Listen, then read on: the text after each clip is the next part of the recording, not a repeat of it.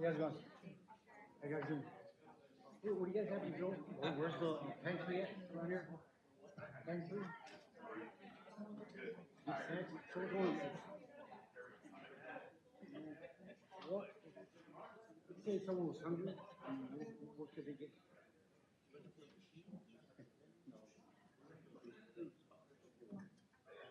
We also got a library. Yes, second doors. Good evening, everyone. Thank you for joining us this evening. I would like to call today's meeting to order, October 23rd at 6:02 p.m. Mr. City Clerk, can you please conduct roll call? Yes, Mayor Pro Tem Melendez, Here. Councilmember Jimenez, Councilmember Tamayo, Here. Councilmember Torres, Here. Mayor Peralta. And I am present. Mr. City Attorney, can you please announce our closed session items and any statement on oral communications for public comments on closed session items? Thank you very much, Madam Mayor and members of the council. Yes, good evening. At this time, anyone who wishes to address the city council on the items that are listed for closed session, which are items 1 and 2 on the agenda, would be appropriate for you have turned in a card at this point for comment to the city council. Mr. City Clerk, do we have any closed session public comment requests?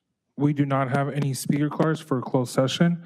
I do also want to note for the record that Councilmember Jimenez did email us saying that she is going to be running a little late. Thank you. At this time, Madam Mayor, it would be appropriate to recess into closed session for 2 items. One is under conference with legal counsel, existing litigation, the Nassau versus City of Montebello litigation matter. And the second one is conference with legal counsel, anticipated litigation. There are significant items that need not be disclosed due to provisions of the Brown Act. With that, it's appropriate to recess into closed session. Okay, we will go ahead and recess into closed session at 6:04. Thank you, everyone, for your patience this evening.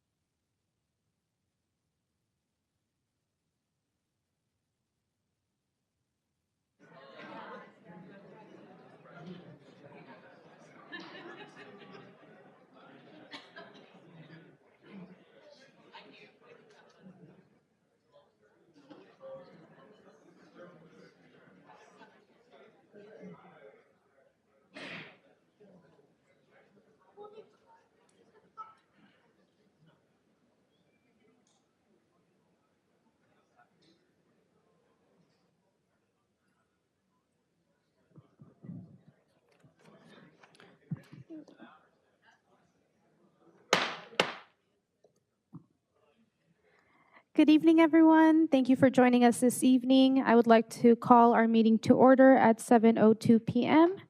Mr. City Clerk. No roll call on this portion. Apologies. Mr. City Attorney, can you please report out our closed session item report? Yes, thank you very much, Madam Mayor, members of the City Council. The record should reflect that the City Council recessed into closed session with all 5 members joining in closed session on the items. On the first item, conference with legal counsel, existing litigation, the Nassau versus City of Montebello matter. On that item, the City Council received a briefing regarding the status of that case, but there was no action taken and nothing to report. Under conference with legal counsel, anticipated litigation, potential significant exposure to litigation on matters. The council received a briefing on that matter, on those matters, but there is nothing to report at this time either. That concludes my closed session report, and it's appropriate to continue with the open portion of the meeting. Okay, thank you very much. For our invocation, if we can please have our city clerk, and then I will go ahead and do our Pledge of Allegiance.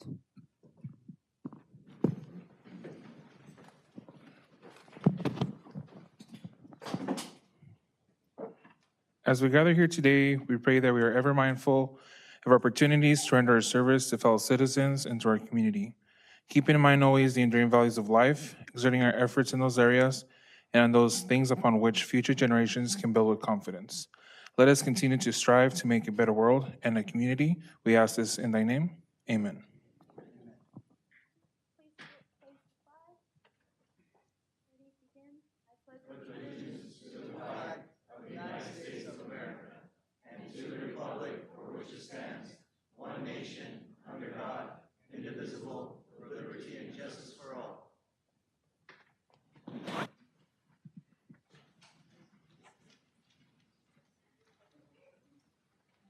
Moving forward to corrections to the agenda, Mr. City Manager. Mayor, council members, at this time, the city manager, I have a couple changes. Item number 4 is being pulled and will be presented at a future meeting. Item number 7 had an error on attachment C, salary resolution, which has been corrected. The recommended action is to correct the salary range for police community service officer. Police community officer. Thank you. Thank you very much. Moving forward to our ceremonial presentations, we do have our proclamation for Breast Cancer Awareness Month. As Mayor of Montebello, I stand seated before you today to recognize a cause that touches the lives of many, Breast Cancer Awareness Month. October is a time when we unite under the color and the symbol of the pink ribbon to raise awareness about breast cancer health. It is an opportunity to educate everyone on the services and programs available to support those affected. Most importantly, it's a time to honor the survivors, their loved ones, and to remember those we've lost to this disease. This year, we are reminded of the staggering reality that more than 300,000 women in the United States will be diagnosed with breast cancer, and sadly, over 42,000 will lose their lives. These numbers show us just how important it is to continue the fight against breast cancer. Throughout this month, we reaffirm our commitment to supporting research, increasing awareness of risk factors, and encouraging early detection. It is also about letting everyone know that help is available, whether it's through screenings, preventative care, or during and after treatment. Breast Cancer Awareness Month is a powerful opportunity to our community to come together, spread these vital messages, and offer support to those that need it the most. I am very proud of both of our public safety departments, including our fire and police, for the work that they're doing this month to raise awareness. I believe they will be taking a little bit of time to share some information with our community. Yes, Assistant Chief, Chief, you want to go first? Fire? So each of these departments, fire and the police department, respectfully honor this month, and both have different initiatives that they want to talk about. Chief Pelas, you want to? Sure. Thank you, Mayor. Thank you, City Manager. So as to bring awareness and to highlight the month of October, the firefighters, your firefighters, are proudly displaying their T-shirts with the ribbon to bring awareness. They're also selling the shirts to support the cause. So if you guys are interested in a shirt, you can see any firefighter. They would be happy to sell you one. And if you, for the women here, we do have the pink one here. So if you guys are interested, come see me and we'll get you a T-shirt. Thank you. That's all I have. Good evening, City Manager, Mayor, and Council. At this time, I'd like to welcome up our crew officers, Gaitan and Servin, and they'll be speaking about our Pink Patch project.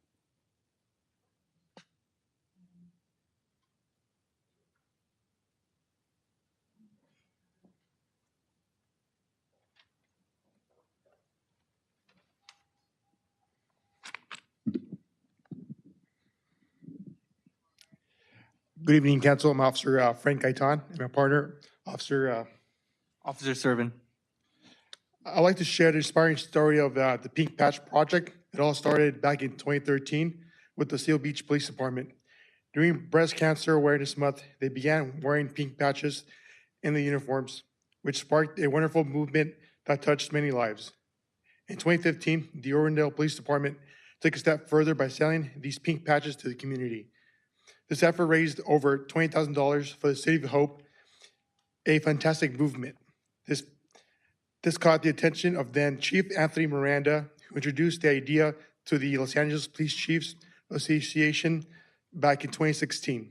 Since then, 25 local agencies have joined in, and now there are hundreds of agencies around the world participating, including police, fire, and emergency services. So far, the Pink Patch Project has raised incredibly $1.5 million for breast cancer research and education. Our mission is clear. We want to raise awareness about the importance of early detection and intervention in fighting breast cancer. Through public education by selling Pink Patch Project merchandise, we aim to support research, treatment, and educational programs that help find a cure. Each participating agency wears vibrant pink patches designed to show their commitment to important cause. Throughout October, during Breast Cancer Awareness Month, public safety personnel wears these patches to encourage conversations in our communities and breast cancer and the importance of early detection. I want to highlight the great work of the Montebello Police Department, which has contributed significantly to the Pink Patch Project by designing and selling merchandise to support this vital initiative. Together, we can contribute to raise awareness, support research, and build a community united in the fight against breast cancer. Thank you, Council. Thank you, Officer Gaitan and Servin, and thank you, Chief, as well, for your presentation in terms of how our departments are raising awareness during Breast Cancer Month. Please feel free to either go to station, I believe, 55, or our police department lobby, where you can find a lot of some of these merchandise that is being sold to the public in their fundraising efforts this month. Moving forward, I will be moving up the introduction of our new firefighters as our next item. So if I can please have our City Council please join me up to the front, as well as our Fire Chief.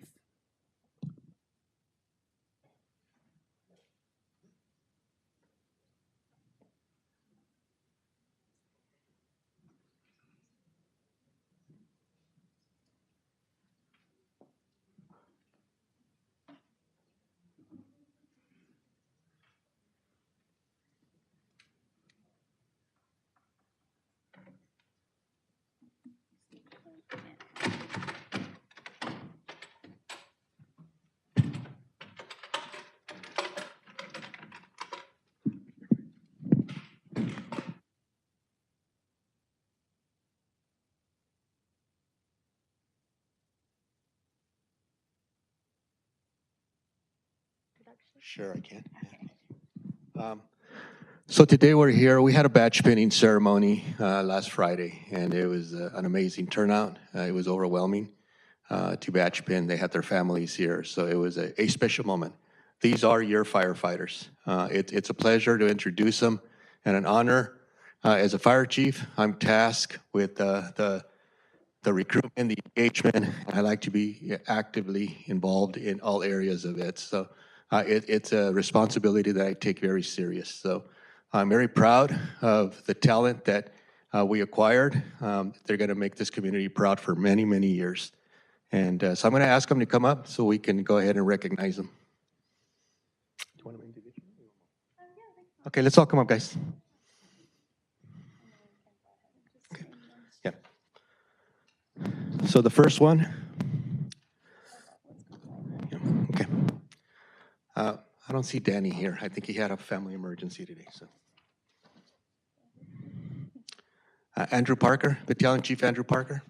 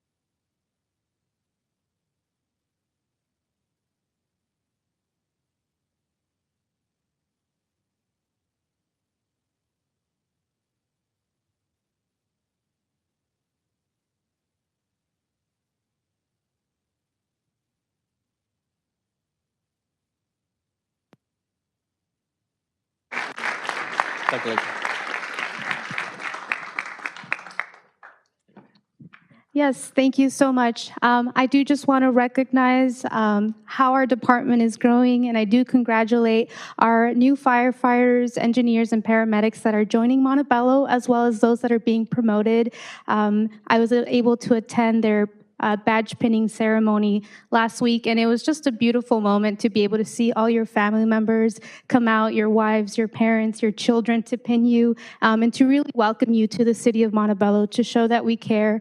Our fire department and our public safety personnel are the backbone of our community, and so we're extremely proud that our department keeps growing, and we really do welcome you to the city, and thank you for your commitment and the service that you will give to the city of Montebello. Thank you, Chief. You're welcome.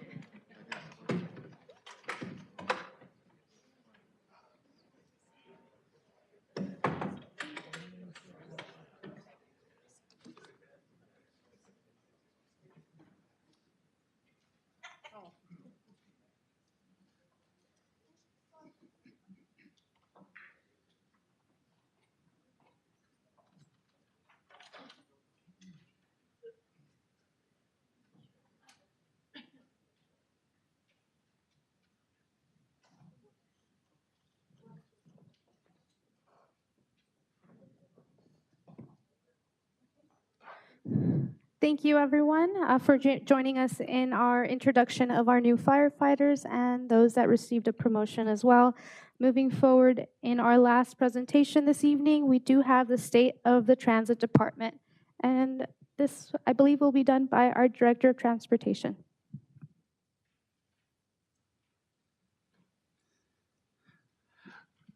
Good evening, Mayor Peralta and honorable members of the City Council. My name is John Soria. I am the Director of Transportation for Montebello Bus Lines. This evening, I am accompanied by a great group of transit professionals. They're sitting here off to my left. They've joined me this evening. They are the cornerstone of the department, so they're excited to be here to be able to see the fruits of their labors highlighted this evening. Since 2020, I've had the opportunity to be involved in the genesis of all the major projects that have gone on over at Transportation. First as a transit administration manager, in 2022 as the interim assistant director of transportation, recently in March of 2024 as the acting director, and then currently as a director of transportation. So it really is an honor here to represent the department and to be able to highlight some of the projects and just the activity that we've had ongoing here in the Department of Transportation. You know, one of those projects that was approved by this city council back in 2023 is Montebello Bus Lines Comprehensive Operational Analysis. This COA was entitled Montebello Moves. This was a project, or is the project, that's responsible for Montebello Bus Line extending its service to Cal State Los Angeles. And it's also the reason behind the naming of our presentation this evening. As a team, we wanted to be able to capture the essence behind MBL's recent activity, our productivity, and just the overall movement that's occurred over the past 6 to 8 months. And so for us, we felt that Montebello Moves was the appropriate title for our presentation this evening because it really does describe our department perfectly, since we've had the opportunity to move quite a few quality projects, receive some accolades from the APA as it relates to our first mile and last mile plan. So a lot of exciting things have been taking place in transportation.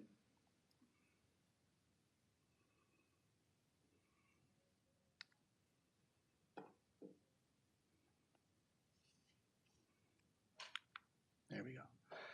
So Montebello Bus Lines, established in 1931, in July we entered into our 93rd year of providing service to the city of Montebello and the surrounding communities. Montebello Bus Lines, we have a unique presence in the city of Montebello, whereas the majority of the other departments work off the general fund. Montebello Bus Lines actually works as an enterprise fund. So we are independently funded, and these are the funding sources that help move our daily operations. So we have a major dependency on federal transit administration dollars, local dollars that come from LA Metro, as well as state dollars that come from the Department of Transportation, also known as Caltrans.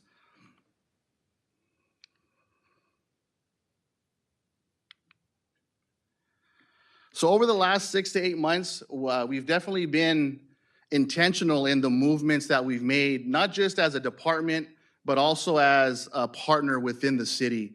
Upon arrival in March of 2024, we had the opportunity to open our doors and invite our city manager, our city council to join us in celebration of Transit Appreciation Day. That was definitely a great moment for our employees to be able to spend some time and interact with the city leadership and be able to receive some updates as to what has been transpiring citywide, but also give them an opportunity to just, again, have an exchange with their leadership. And then in May of 2024, definitely a monumental moment for the city.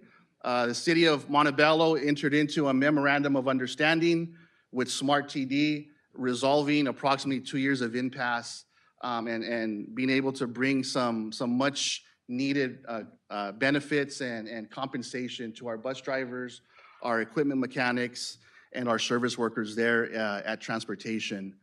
And then in June of 2024, the First Mile, Last Mile Master Plan.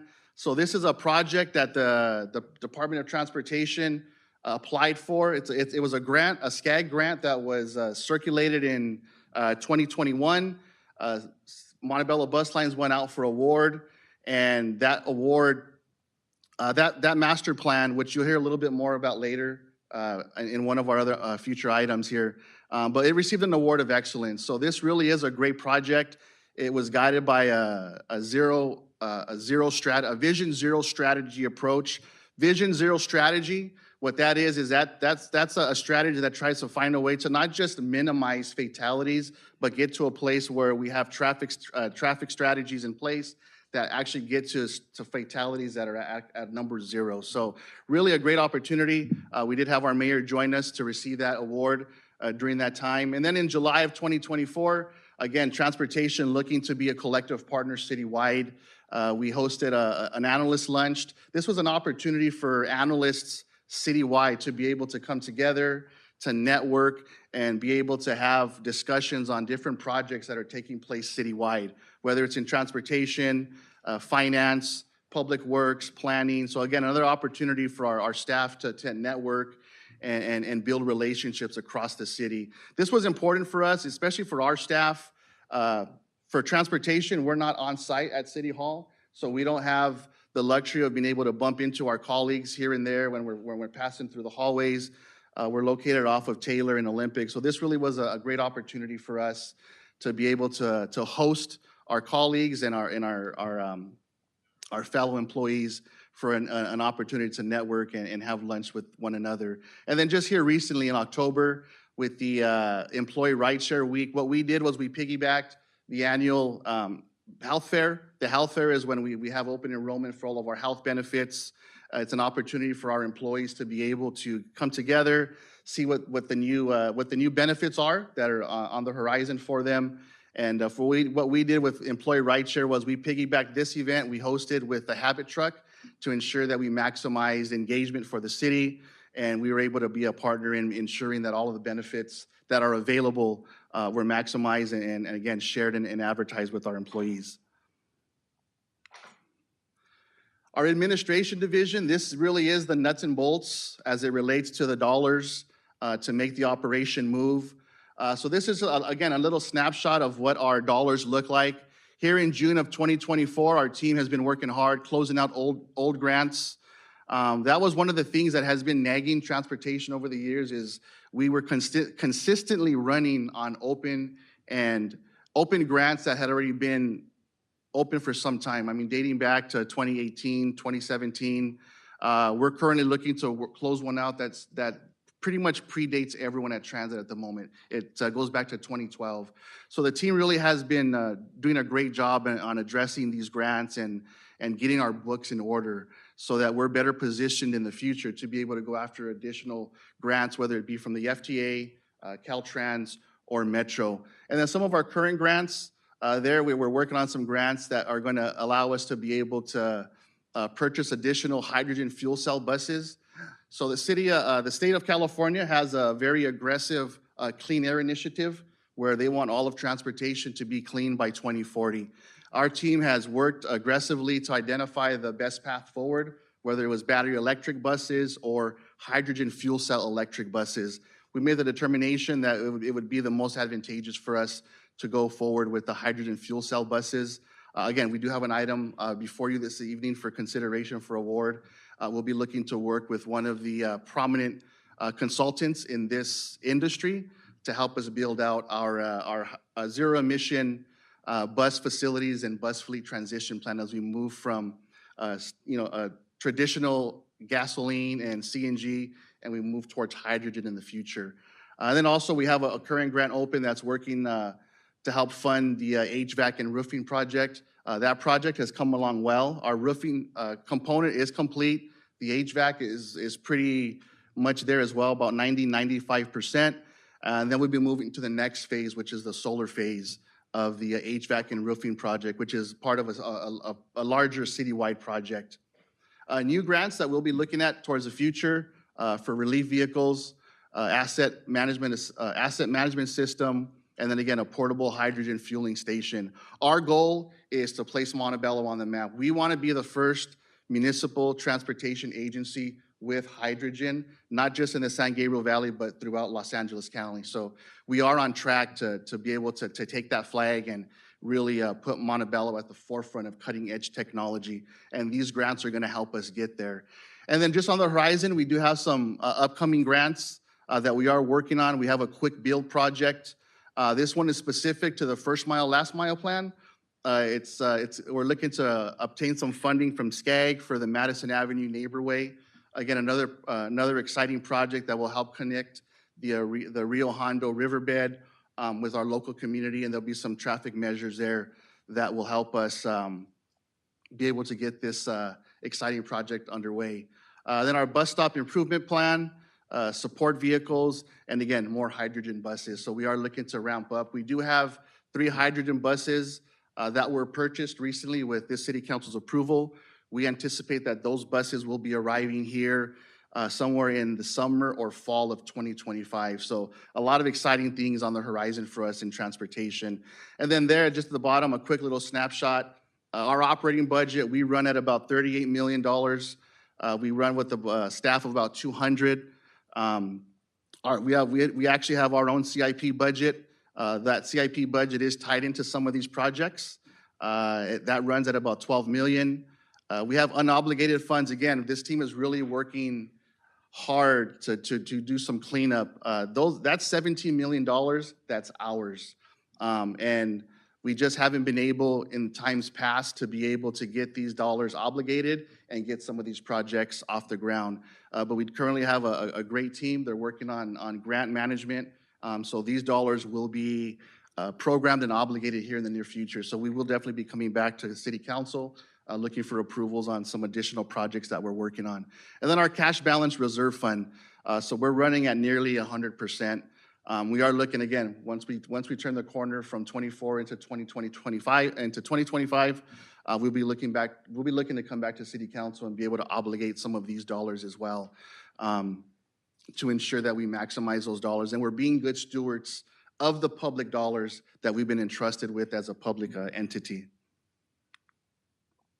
And again, here, this is specific to our zero emissions bus rollout plan. It's our innovative clean transit initiative. This is our blueprint for electrification. So this is what's going to help us get from where we are today to where we're planning to be tomorrow. And again, in February of this year, again, this City Council approved the purchase of 3 fuel cell electric buses. We will be coming back to you again in 2025, looking to purchase an additional 6. Just below that, we had an opportunity to host the manufacturer, New Flyer, who will be building these buses. And so we had a pre-planning production meeting.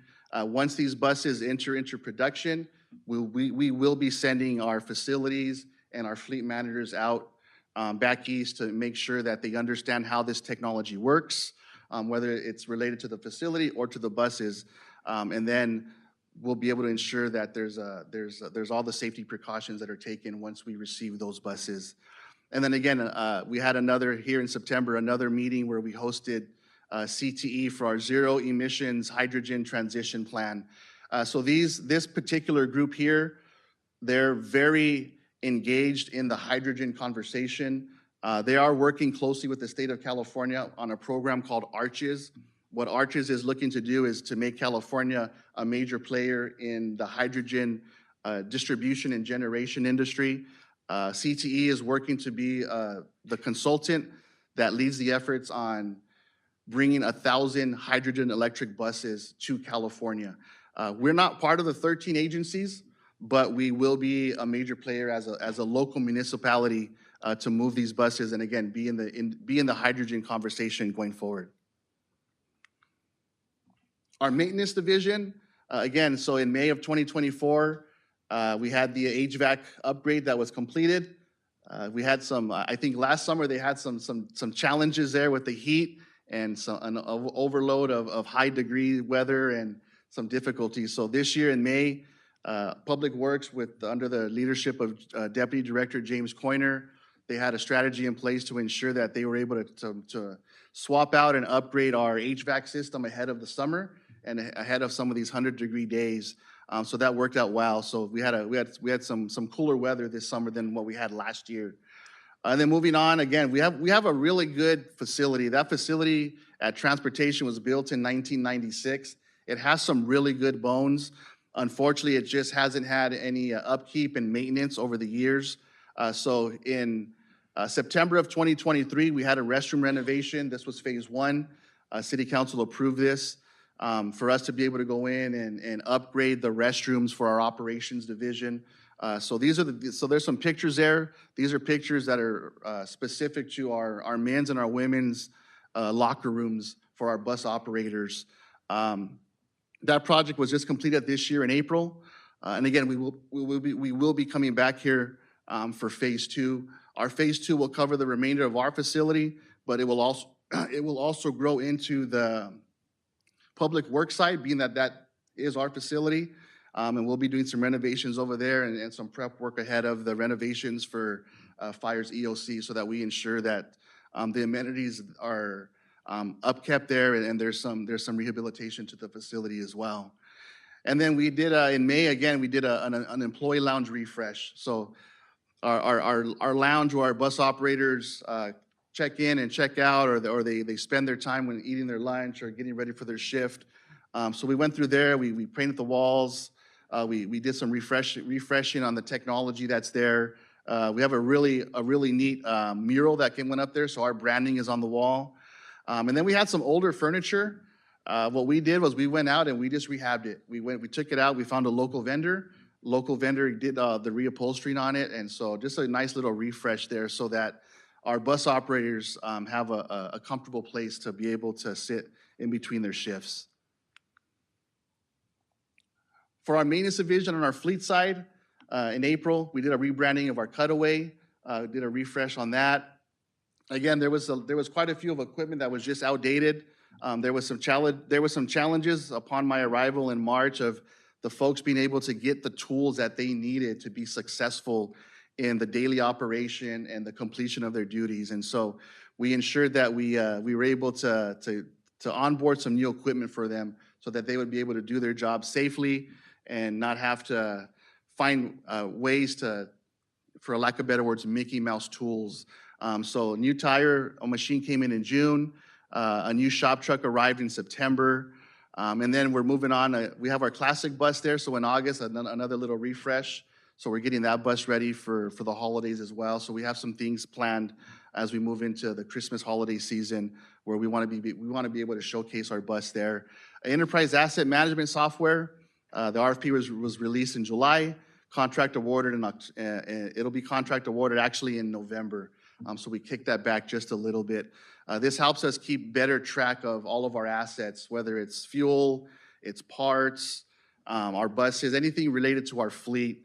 Our enterprise asset management software will be upgraded to the most current technology. And then, again, I want to give kudos to our maintenance team. We've been running below baseline level of staffing. Our team has been amazing out there as it relates to repair services. From my manager to my supervisors to the mechanics on the ground, we have not missed rollout.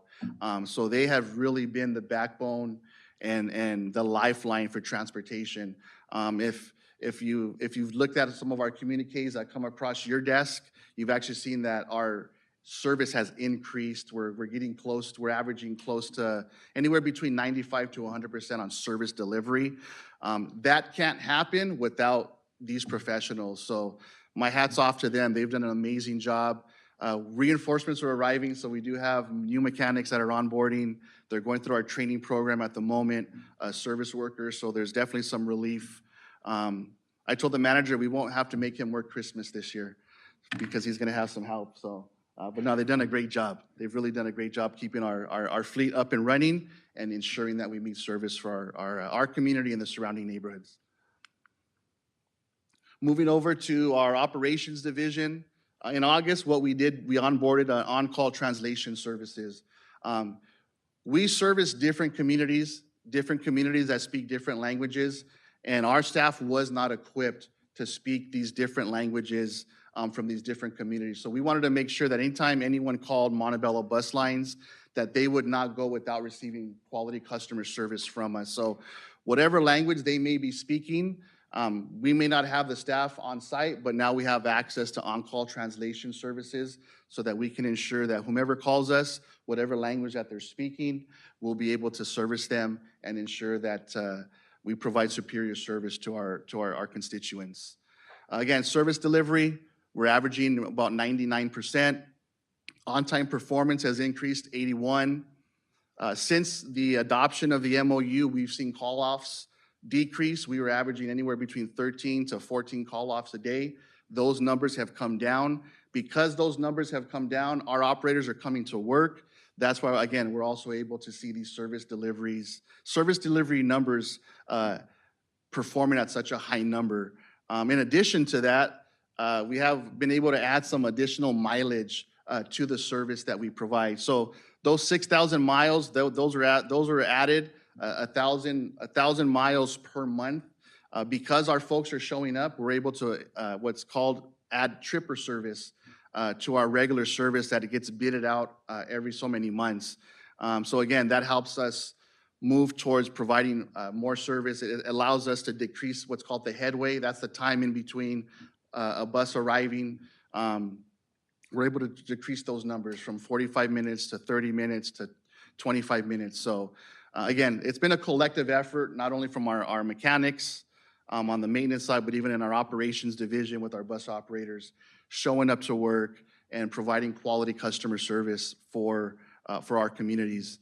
And then just a few other projects, automated people counter upgrade, that's come to us here in October. Digital vehicle inspection. What we're looking to do is move away from paper.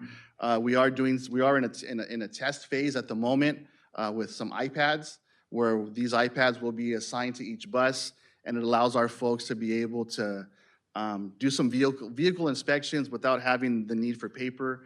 Once they type that information into the iPad, it automatically goes into a cloud for us or into a database, and then we're able to track the vehicle inspections.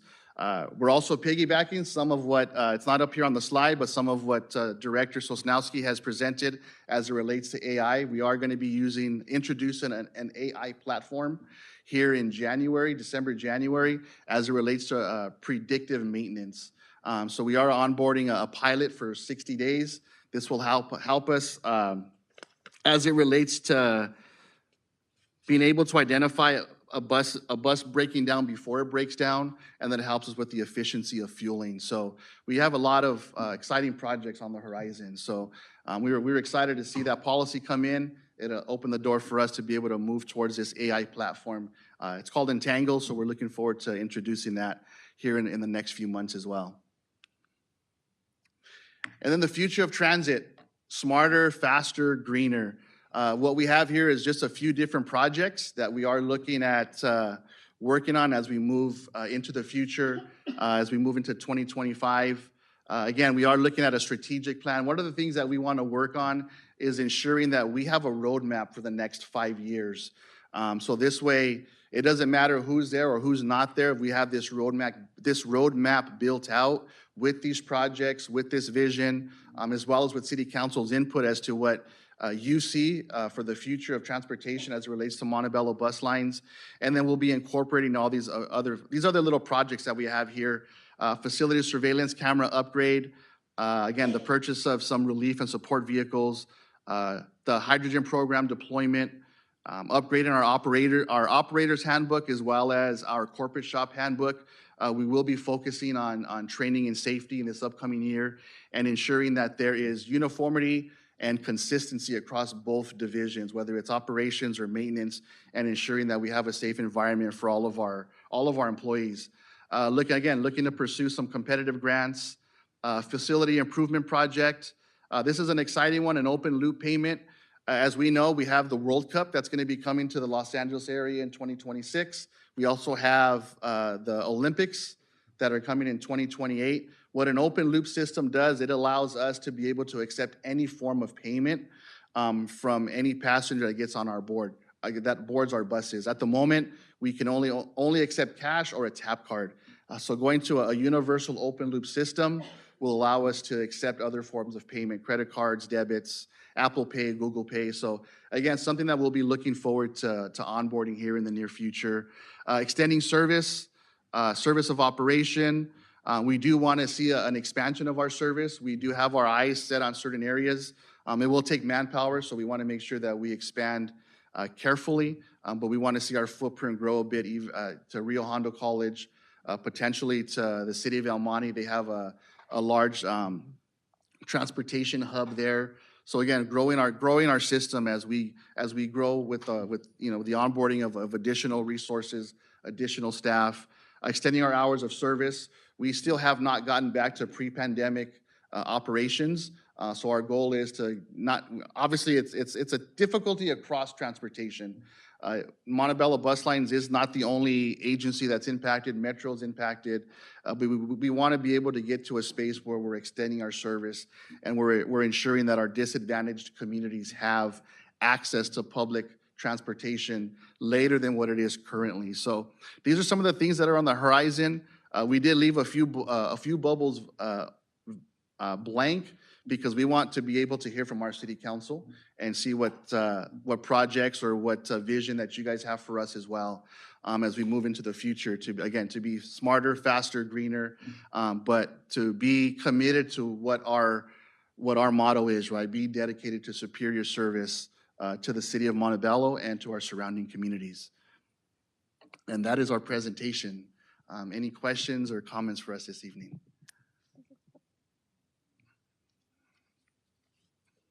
Okay. Thank you so much for just a very excellent and very comprehensive state of our transit department. I will go ahead and just look down the aisle to see if we do have any questions on this presentation. Yes. Mayor Pro Tem. Thank you, Mayor. Thank you, Director Soria, for the presentation. Very detailed. A good presentation. The only thing I would add is I get to serve on the Metro Service Council. You know, right now we're looking into collaborating with the agencies that are hosting, like you mentioned, the World Cup and the Olympics, and we know we're going to get massive amounts of tourism and crowds. I would like to see in the near future kind of seeing what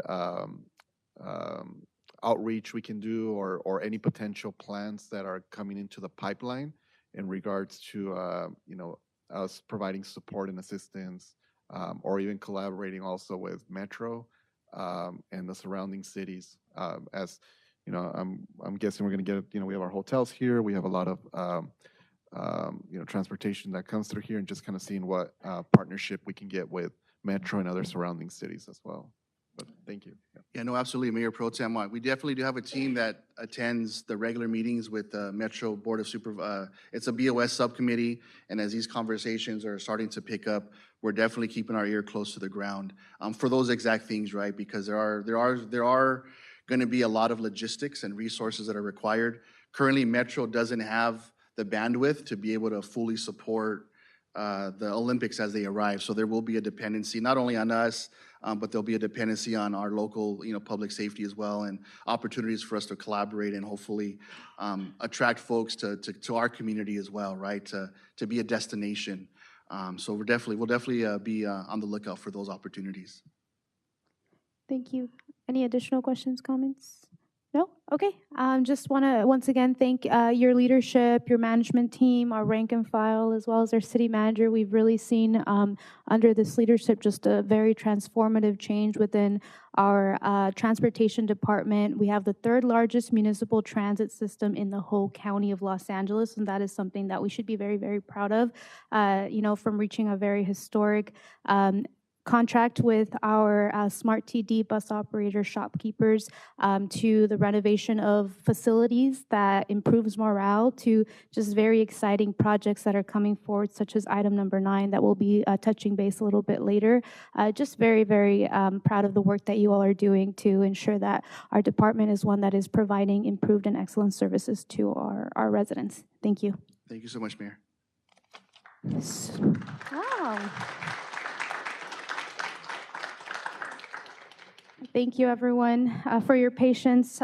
This now leads me to call to order our special meeting that I have called for today to run concurrently with our regular city council meeting.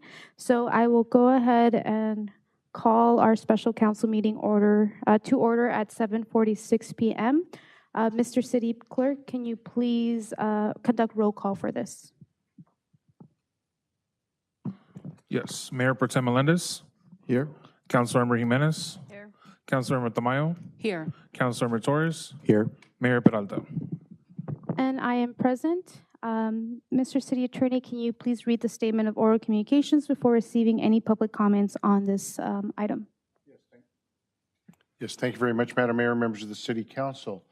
At this time on the special meeting agenda, anyone in the audience who wishes to address this one item has the opportunity to do so. They should have filled out a card by now and turned it into the city clerk. Mr. City Clerk, do we have any cards for the one item of the special meeting agenda, which I should read out, which is the review process and manner in which the investigation against Councilmember David Torres was conducted during 2022. So So this is the appropriate time for public comment on that item. Yes, we do have 2 speaker cards for the special meeting. Would you like me to proceed? Perfect. First speaker is Delia Delgado, followed by Alexandra Briceno.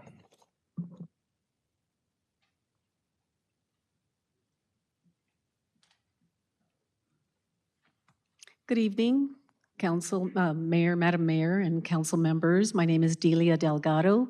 I've been a resident for 46 years here in Montebello. I was also an employee for almost 20 years here with the city of Montebello. Change of mood here. Let me start by saying, after reading this report, I am surprised at the findings of this report. I am, however, disgusted and disturbed at the choreographed, ludicrous mockery that took place. I have always maintained that the truth cannot be kept a secret or hidden. It has been brought to light. Repetition does not transform a lie into truth. Why did it take so long? David,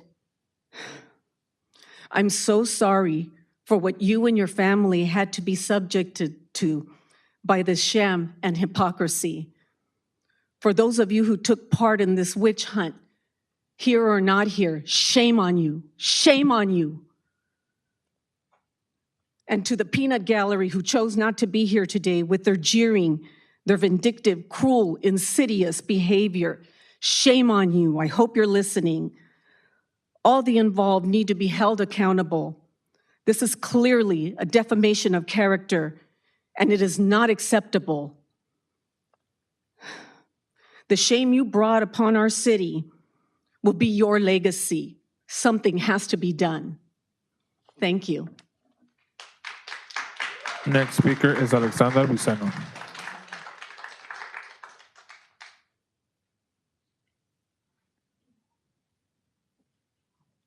Good evening, Madam Mayor, council members, and staff. I come before you in my personal capacity as a resident, and I'm lost. I don't know what to say. Sorry, this is emotional, but this is my city. I love my city.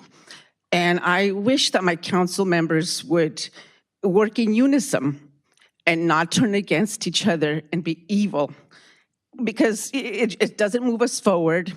It's really humiliating how many times we've had people from other cities, representatives from other agencies, witness how ridiculous people behave and attack each other. And it's exhausting. I don't want to move from Montebello. I speak with friends at work and I tell them the things that go on, and they're like, hey, why don't you just move? Get out of that place. And I don't want to do that. And I want to be proud of what happens here. And I often come here and I tell you guys, treat this place with respect. Think about us. We live here and you represent us.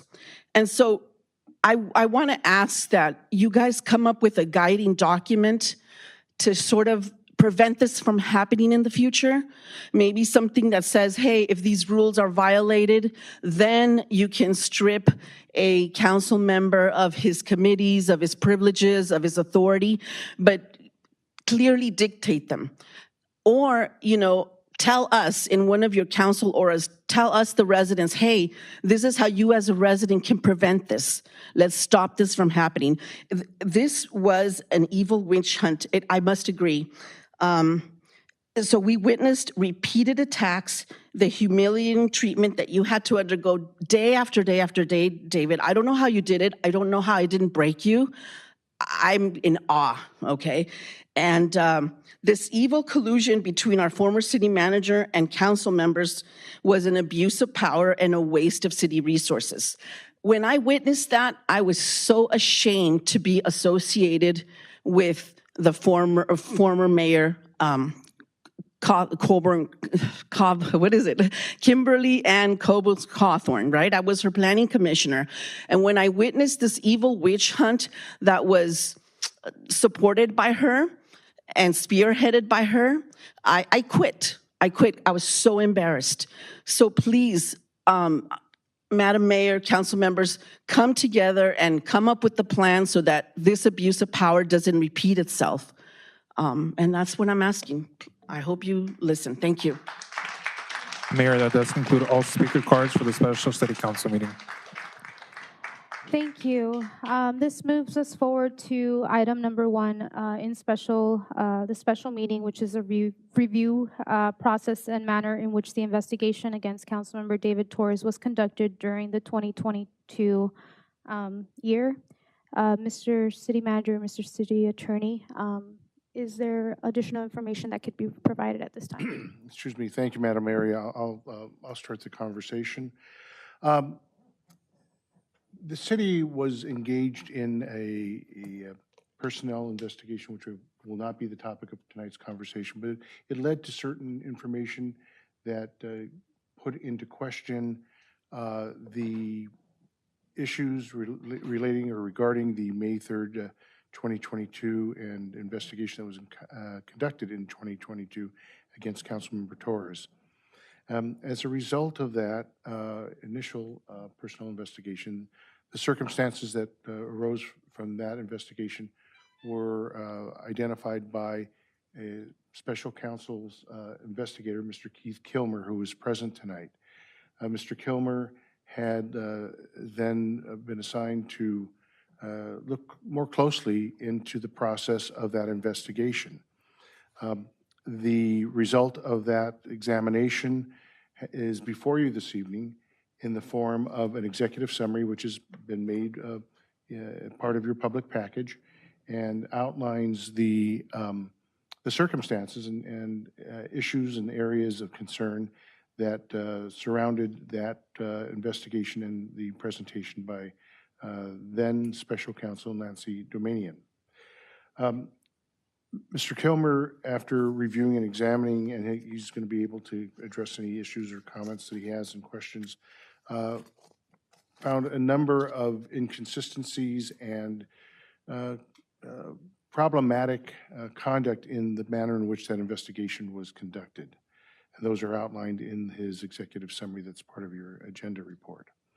As a result of that conversation and working with the city manager's office, and my office, brought it to the attention of the mayor, and that is why it's before you this evening.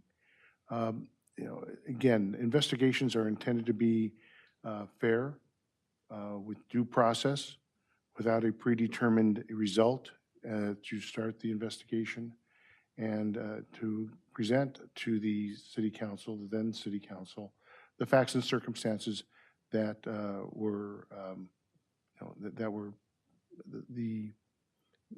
would hopefully be accurate. However, the findings that were presented and the inconsistencies between what was examined by JL Group, the investigator, and then what was presented to the city council on May the 3rd, it gave significant rise to issues and concerns. As I indicated, the report is presented to you. Mr. Kilmer is present. I don't know, Mr. Kilmer, if you, and I should note, Mr. Kilmer is an experienced investigator. He has a law enforcement career of over 27 years, something like that, 31 years. Former police chief for various agencies. He also holds an attorney's license and is a practicing attorney, has worked in investigations and internal investigations for many years of his career. So with that, I don't know, Mr. Kilmer, do you wish to add to anything that I've said? Good evening, Mayor, members of the City Council. You have the summary in front of you that I prepared from the review of the JL Group investigation and the presentation made to the City Council on May 3rd, 2022, which included a PowerPoint presentation that was made here in a public setting. I can go over some of the inconsistencies and some of the issues that I discovered. As the city attorney mentioned, I was had been retained to conduct a personnel investigation. And part of that investigation included a review of the investigation, the overall investigation conducted with respect to Councilmember Torres. As part of my review, I reviewed the investigative report prepared by the jail group.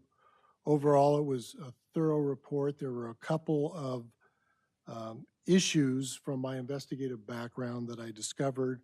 Those are highlighted in the document that you have.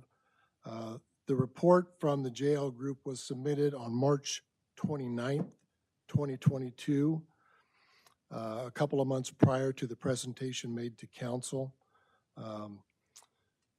If you look at the report, there's a broad discretion given to the investigators to conduct the investigation. Typically, in an investigation, there is some rule or some policy or some law that is highlighted as part of the scope of the investigation.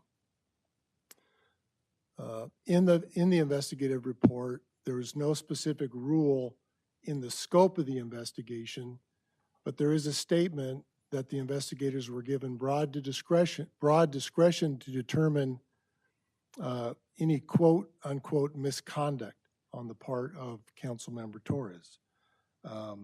There is reference made in the report to your municipal code, section 2.04.050, which is essentially the council manager form of government.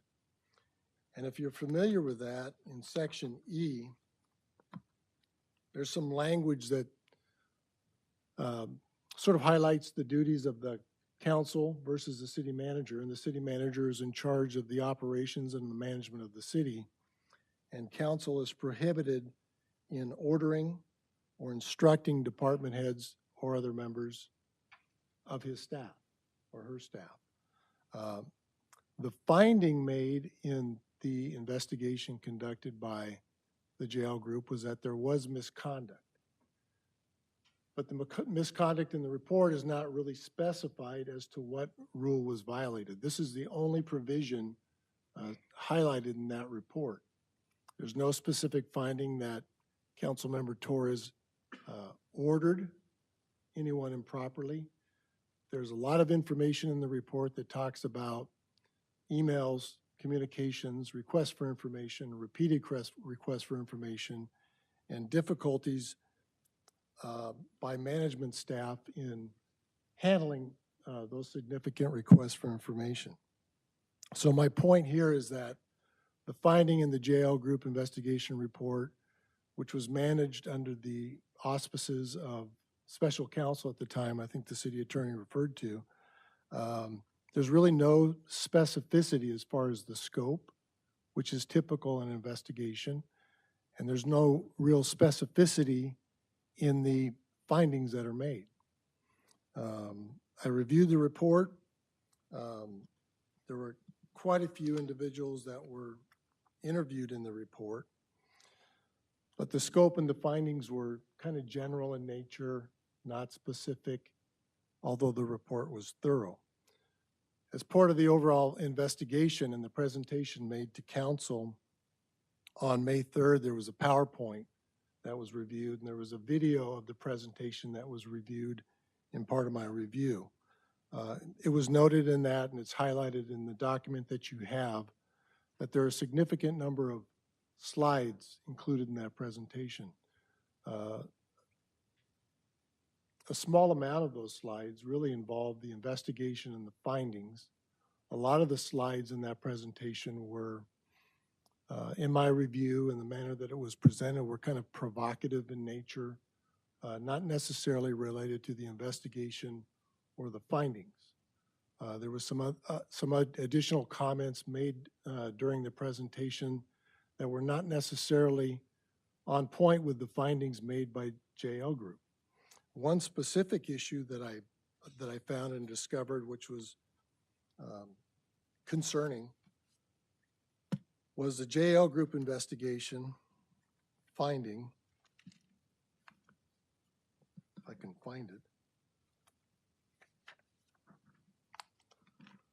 was that the greater weight of the credible evidence establishes the Councilmember Torres has engaged in misconduct concerning his interactions and or communications with certain personnel and city staff relating to his communications, actions, and behaviors. Again, kind of a general finding, no specific rule. In the presentation made to council, there's a different finding that is discussed with council. It actually conflicts with the finding made by the JL group. In the presentation made to council, the finding is the greater weight of the evidence establishes that Councilmember David Torres has engaged in misconduct, creating a hostile and abusive work environment through his interactions and our communications with the city leadership, city directors, and city employees. This differs and includes a reference to what I believe is a policy within the city against hostile or abusive work conduct. This was not part of the finding that was made by the JL group. This apparently was inserted during the presentation. That's a conflict which is concerning and again somewhat provocative in nature from my review of the entire investigative process. There are comments made during the presentation to council that significant number of comments that did not necessarily relate to the investigation or the findings. You can review that PowerPoint presentation and the presentation made to council. It appeared from an overall review. It was intended to have maybe some kind of impact. It just went beyond the scope of the investigation and the actual findings made by the JL group. One of the other pieces of evidence that was discovered during the investigation I referred to earlier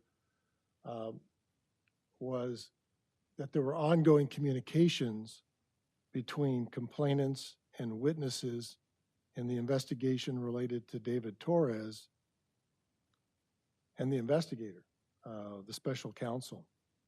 These investigations started back in 2021, text communications, email communications with the special counsel, all the way up through the preparation of the PowerPoint presentation, including information that was to be included in the PowerPoint presentation as made to council.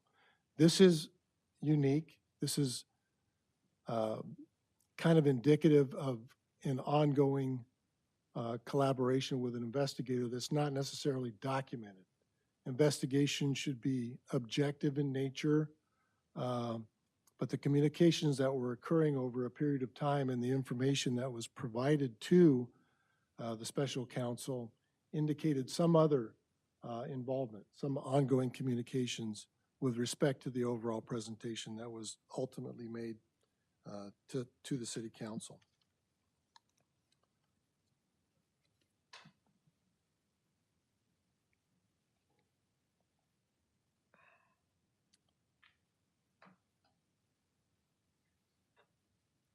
There is a policy in the city, administrative policy VB39, Victor Boy 39, an administrative policy that includes similar language to what was used during the presentation made to council. It's a prohibition against harassment, discrimination, abusive conduct, and retaliation. However, as referred to before, this language used in the presentation was not part of the findings made by the JL group. And was inserted at some point in time.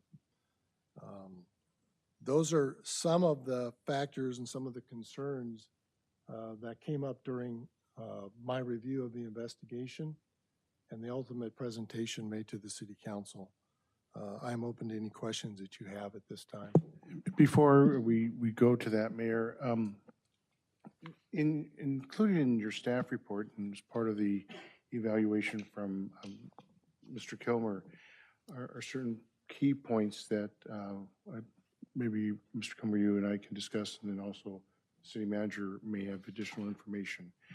And those points are as follows as it relates to the manner in which the investigation was commenced and the attorney that participated in that investigation. And other elements.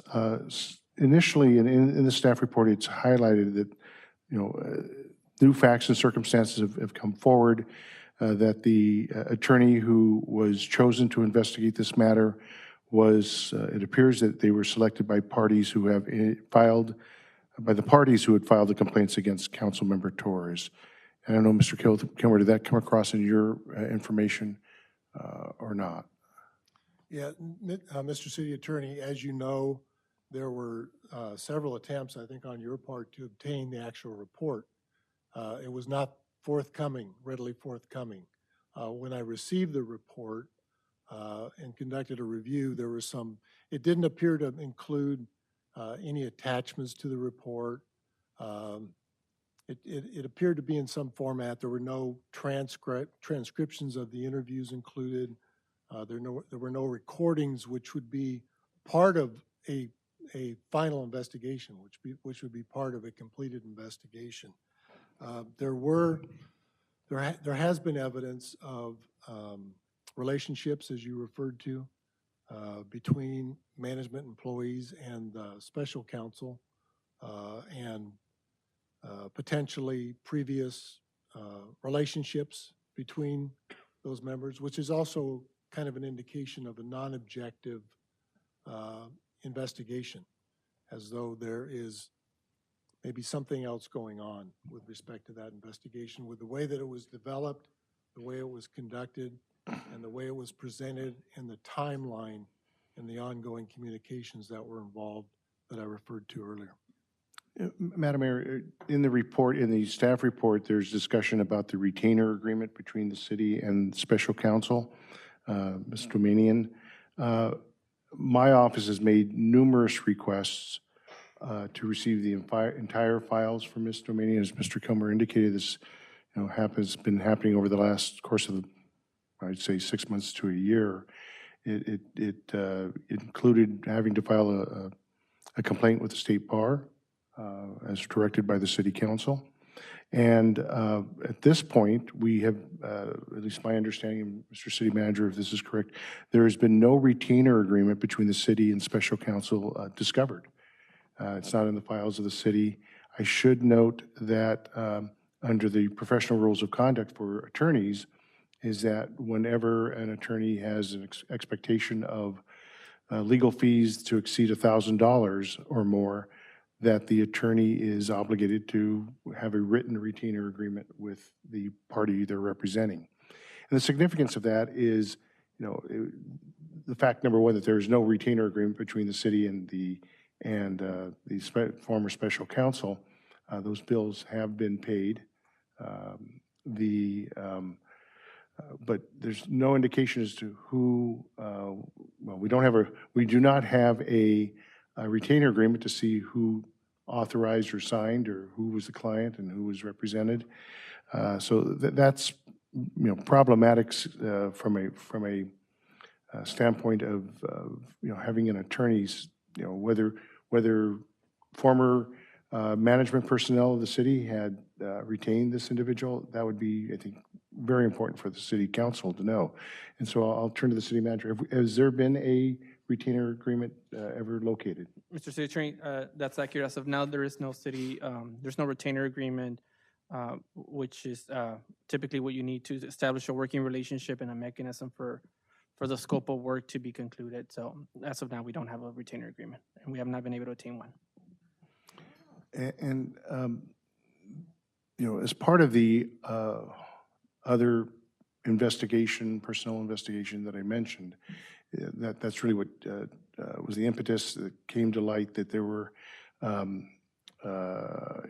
city employees who were being heavily persuaded, if not coerced, into trying to file complaints against Councilmember Torres. And Mr. Kilmer, is that something that you discovered in that investigation? As part of the related personnel matter, there were allegations of improper conduct on the part of certain city officials, certain city employees, related to the complaints that were ultimately investigated in the investigation that we're discussing right now, that there was some hesitancy to become fully involved and fully engaged, and that there was some conduct that came after that impacted them in their jobs. And then the final point, before we turn it back to any questions or bringing it back to the council level, was the investigation or reexamination, I should say, the reexamination of the Councilmember Torres' investigation appears to have discovered that there were a number of complaints that were filed